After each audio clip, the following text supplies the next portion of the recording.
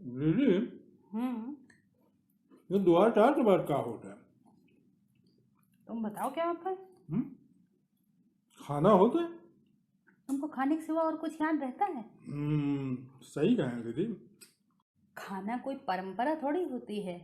हम्म, अरे मेहमान आते हैं तो मेहमान को भूखा थोड़ी रखा जाता नहीं, है। बिल्कुल नहीं। इसलिए खाना खाया जाता है।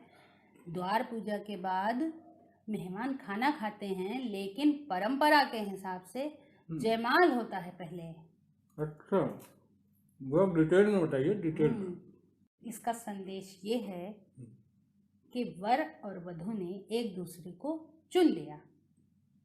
जयमाला शादी नहीं होती है, शादी होती है उसके बाद और जो परंपराएं निभाई जाती हैं, मतलब कन्यादान होता है, सिंदूर दान होता है, और जो भी परंपराएं हैं वो बाद उसके बाद में की जाती हैं, तब शादी पूरी होती है। अरे वाह, दीदी हो तो ऐसी। लीजिए बिस्कुट खाओ। अच्छा,